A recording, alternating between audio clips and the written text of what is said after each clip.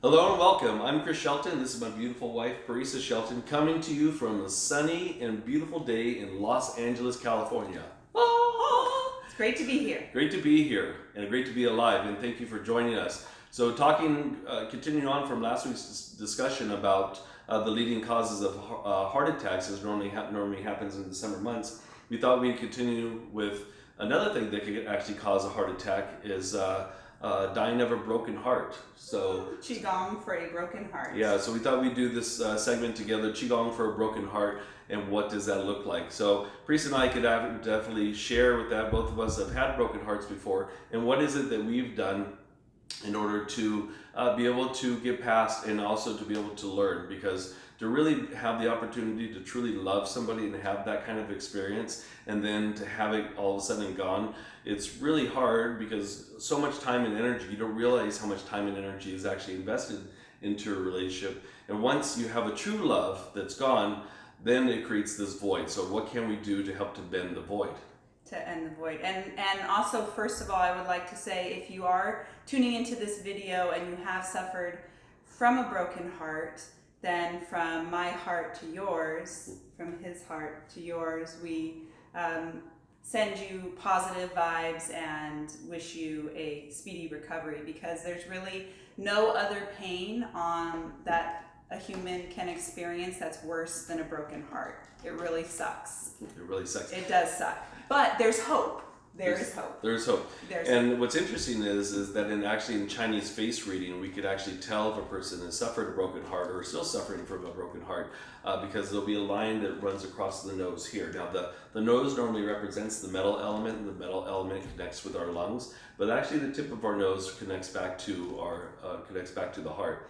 And actually the line that's right here, if you have a line that's right here, that's a kind of a warning sign that you need to pay attention, that you may suffer from high or low blood pressure, or maybe possible problems with one of the valves in your heart itself. But if you have a line that cuts a horizontal line that bisects the lower part of the nose there, that means that there's a broken heart in your life that has not been fully mended. So today we thought we'd share some of the practices that correspond with helping to heal that broken heart. Take care of your heart. It's important. So one of the things I thought I'd do first is from this book, Think and Grow Rich,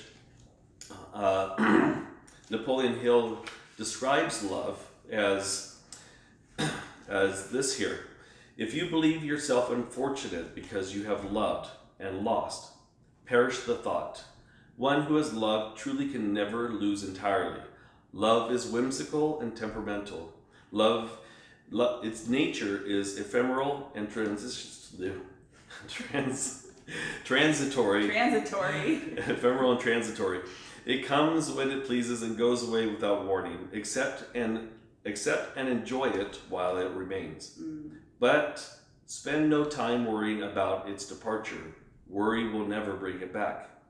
Dismiss also the thought that love never comes but once. Love may come and go, times without number, but there are no two love experiences that affect you in just the same way.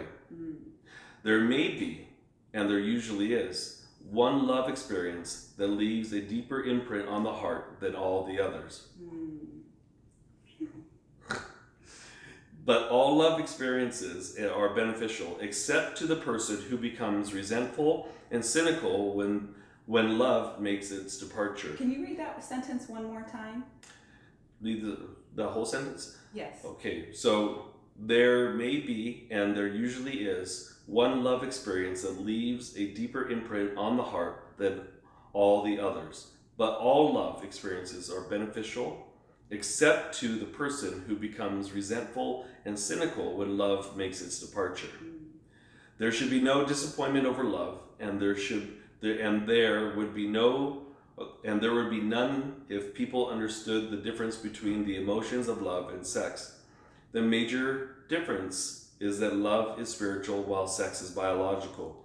No experience that touches the human heart with a spiritual force can possibly be harmful except through ignorance or jealousy. Love is, without question, life's greatest experience. It brings us into communion with infinite intelligence. When mixed with the emotions of romance and sex, it may lead us far up the ladder of creative effort. The emotions of love, sex, and romance are sides of the eternal triangle of achievement, building genius. Nature creates geniuses through no other force. Wow, that's pretty deep. That's pretty deep. But what Napoleon Hill is talking about is that there are some of us that become cynical. I know for myself at one point, I actually had a love romance that broke up, and she was what they call Saturn returns. I'd met her 12 years prior, and I was madly in love with her then. We parted ways, and magically what happened was that she actually showed back up again, and I thought at the time it was my true love. And anyways, it was disastrous. In fact, I should still sue her today for false advertising. No, just kidding. But anyways, right after that, I was really cut off. Before I met Parisa, I was really cut off. And I remember Master Mark Johnson, we were doing a Feng Shui seminar at our center, Morning Crane Healing Arts Center in San Jose. And we were doing the 5-element questionnaire to figure out your personality type. And my weakest element type was actually my fire element. So what I did was I had to find ways in order to be able to build my heart chi up from this broken heart. So one of the things Feng Shui wise was because I wanted nothing to do with relationships at the time. I was competing, I was running the business, raising the kids. I wanted nothing to do with relationships. And really, I realized that I really needed to work on myself. So one of the things I did as far as Feng Shui wise is I actually put the head of my bed in the south. Okay. And I also found these red pyramids, and I put those in the windowsill. The windowsill happened to be above the bed in the south facing direction. And slowly what started to happen was I started to draw more of this fire typologies into my life, or heart-related people into my life. Not necessarily the right fire people, so a lot of them were quite manic, but before. But anyways, slowly but surely the Feng Shui started to change in my environment, which then started to, believe it or not, started to help to mend the heart. Can you explain a little bit why the south direction? The southern direction, they say, relates to the red phoenix, and the red phoenix connects to the heart itself. And generally speaking, when we face towards the south, then the starry constellations, when the ancient developed ones would look at the sky at night, they'd actually see in all the 5 directions that actually there was different star formations that would form that actually represented a certain animal, which then connected actually back to an element as well as to the internal organs. So for example, like our 5-direction meditation, we talk about the southern stars of the red phoenix relates to the heart. The northern stars of the blue or black turtle relates to the kidneys. The western stars of the white tiger relates to the lungs, as then the eastern stars of the green dragon actually relates to the liver. And then the golden phoenix is actually the central location, and that relates to our stomach and spleen. So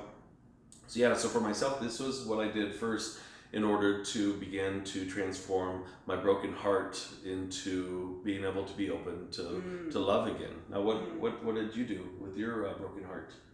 Well, my broken heart came a little bit before I met you as well, and it was a dark, wet winter, and I was very sad and alone. I lived by myself at the time with my cat, and I just got into this really sad and depressed state, quite honestly. And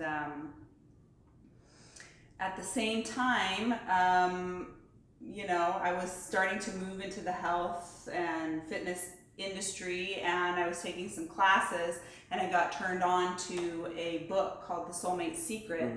And so I used a lot of those tools at the time for self-development. And one of the first things that she has you do is to physically clear out your space. So if you are suffering from a broken heart, one thing that you could do right away is to get rid of all the memorabilia and all the things that remind you of the past love.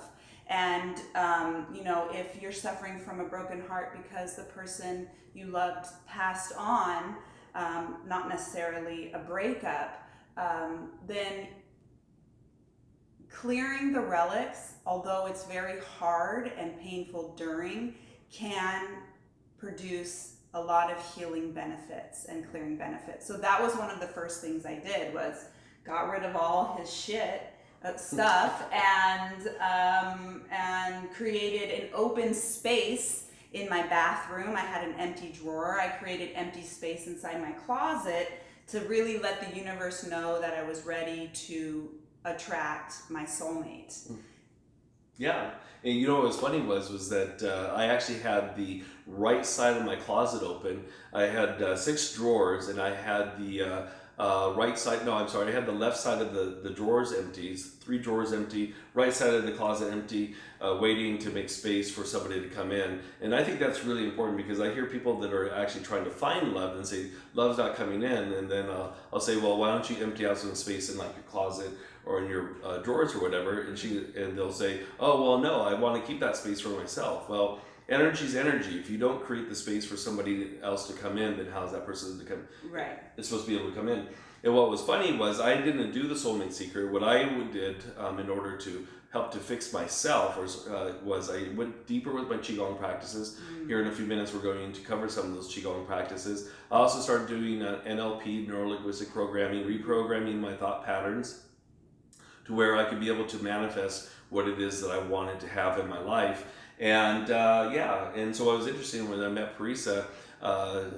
She had the left side of her closet open, and then the right drawer is open on her, so in her dresser. So it was really funny. I said, look, I've been waiting for you. I have the right side of my closet open and the left side of the drawer is empty, waiting for you. She goes, oh my gosh, I can't believe that, because I have the right drawers open and the left side of the closet open. That's true. It was like, that is a true story. It really does. It really did happen. So that's not by accident. And one of the things I would do too is actually I would visualize to myself what it was that I wanted in a person.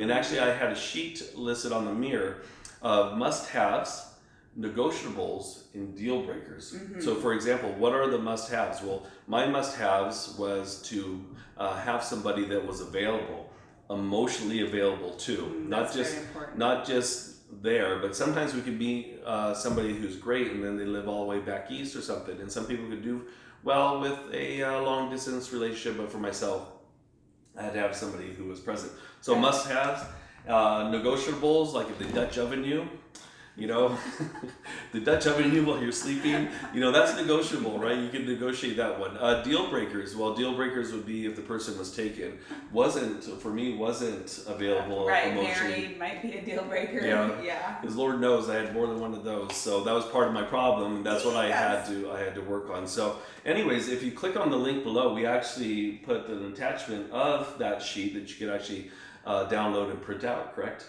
Yeah, that's correct.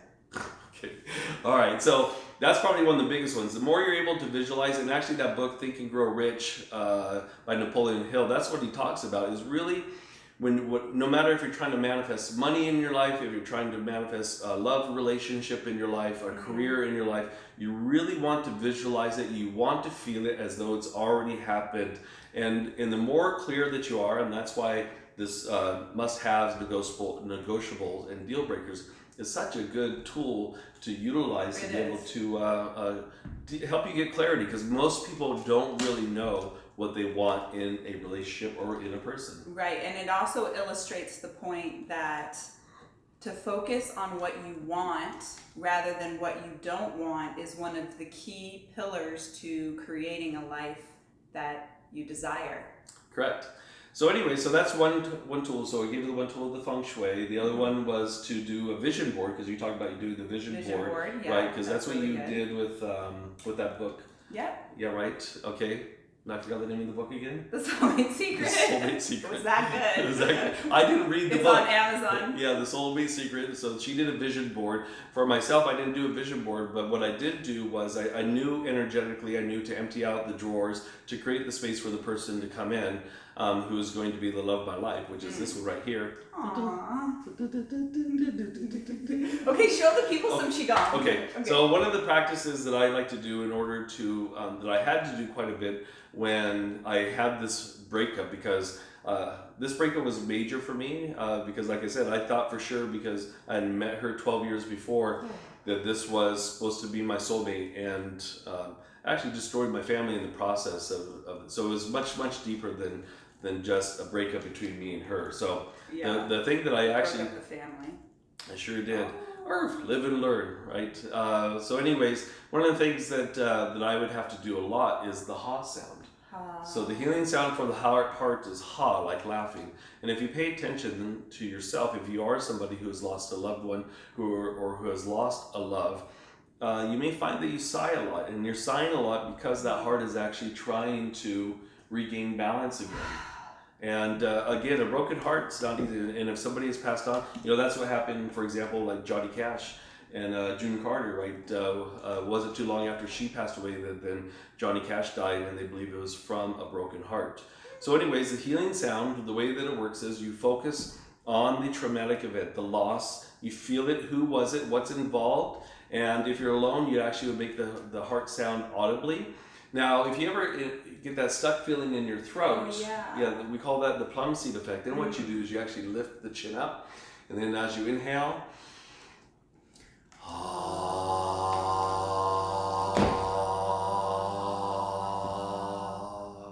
so as Parisa continues to do the sound, I'm going to describe what's happening.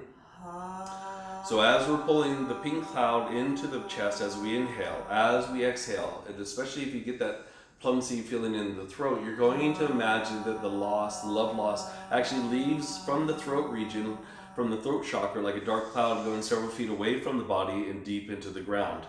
The more that you do this, and what happens is that negative feeling or that loss then is replaced by the universal virtual component of love, or universal love.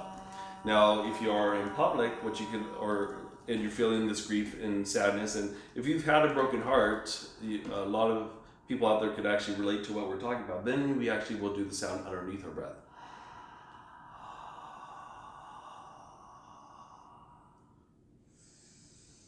So now what she's doing is that, now obviously if you're driving, you're not going to close your eyes, but again, she's pulling the breath into the heart center. Imagine the pink cloud filling up. Then as you exhale, making the ha sound underneath the breath, imagine that leaving like a dark cloud going several feet away from the body and then deep into the ground. Okay, very good. And then you could actually finish it off if you were not driving by just keep pulling down the heavens 3 times to just help to clear the energy, pulling in that divine energy to help you be able to create and manifest what it is that you do want. Again, like what Parisa said, not what you don't want, what you do want, focusing on that. Okay, well, the healing sound though for the lungs, what's the healing sound for the lungs? I guess if you're really mad at your lost lover, no. So yeah. But yeah, because that is also a big component, is the actual how the heartbreak affects the heart itself, but also how the sadness impacts your lungs. So the healing sound is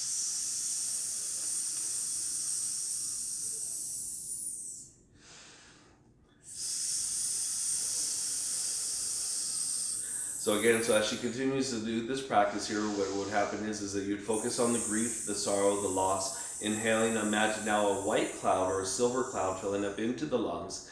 As she inhales, she's going to imagine that filling up. And then as she exhales, making the healing sound of, she's going to need to imagine that the circumstance of the love loss or whatnot, leaving like a dark cloud going several feet away from the body and deep into the ground.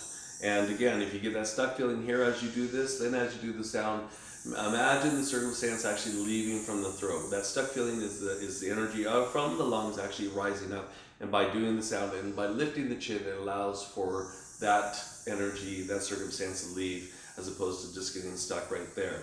So another very simple practice that you can take anywhere. And then once again, if you do it underneath your breath, it's the same thing, inhaling. Imagine the white or silver cloud filling up into the lungs as I inhale, then as I exhale.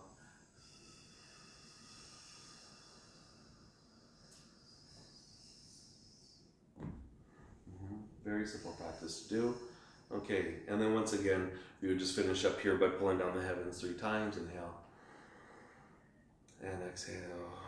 Just allowing for that divine energy to come in.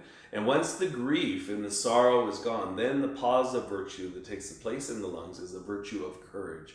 That is the courage to move forward, to move on, and to be able to learn from your experience, embrace the good times, but let go of the loss itself. Because that's really what life is all about. Completely. So this last practice here that I like to do is actually combining 3 healing sounds together. And a lot of times, this is just speaking for myself, is not only the love loss, it's also the worry surrounding the loss of love, because it's like, will I ever find anybody else again? Right, the fear of loss of love. Actually, Napoleon Hill talks about that in his book. Yes, the fear of the loss of love is probably one of the biggest, they call it ghost fears. And there's like 7 ghost fears, I believe, that he talks about in his book, and it limits people from moving forward in life, and that's the fear of a loss of love. So that worry surrounding it, this next practice can actually help to, number one, it helps to pull in the divine energy, the source energy into ourselves. We're going to make the healing sound for the spleen, because the spleen is affected by worry, and then the grief that's then housed in the lungs from the loss of love. So the practice actually looks like this. So let's see if we could do this together. We're going to actually go ahead and begin by reaching up towards the divine, and we're going to inhale.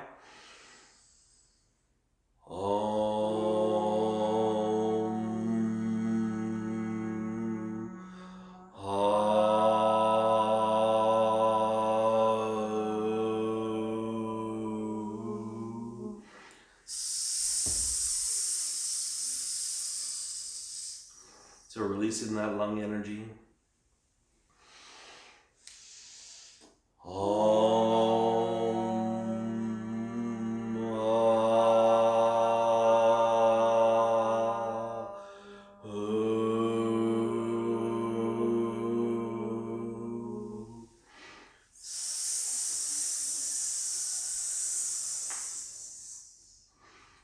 And again, inhale.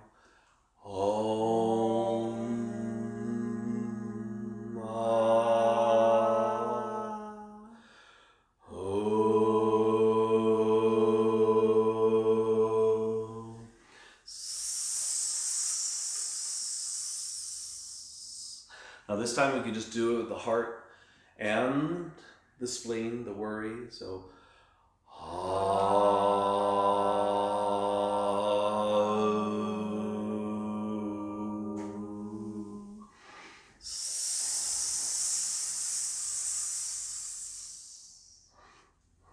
inhaling, 2 more.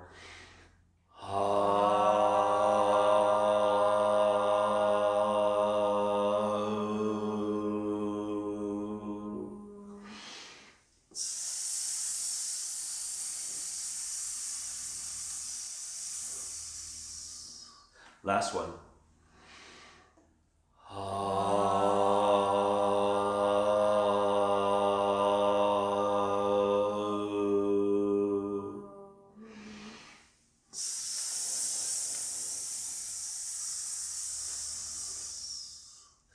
And then once again, finish by pulling down the heavens 3 times, inhaling and exhale. Just allow for that white light to clear out any remaining vibration. Exhaling. 3rd one, inhaling. And release.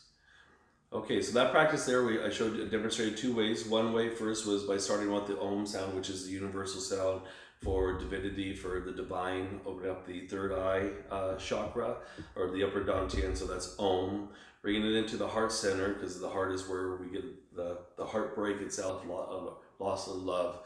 It then becomes the worry of, will I ever find what I had before?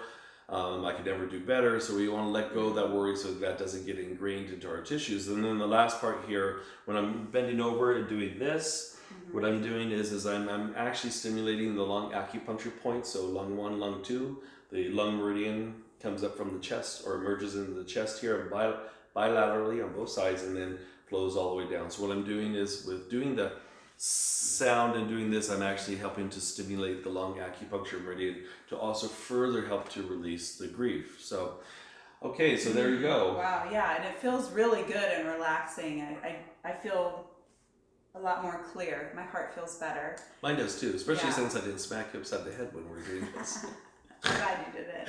Just But JK. on a real note, from our heart to yours, wishing you health and happiness and good chi. And good chi, yes. And just to wrap up here, we give you a few different exercises. One was this healing sound. They actually call this practice the Old Man in the Moon practice, but it's available on our YouTube channel. Click on the link below. It's something also that we teach in our Qigong teacher training program, which, by the way, we have a new launch September 23rd. September coming 20th. up. September 23rd. We'll link that in the description as well. Yeah, brand new level 1. So if you're somebody that wants to go deeper with healing yourself, whether you have heartache or not, or just any type of emotional trauma that's gone on in your life, and think that maybe you might want to become an instructor, or you just want to go deeper with your own practices, that Qigong Teacher Training Level 1 program is just for you. Also, we'll give you some tips on what you could do Feng Shui wise in your environment. The Soulmate Secret, that book, The Soulmate Secret, and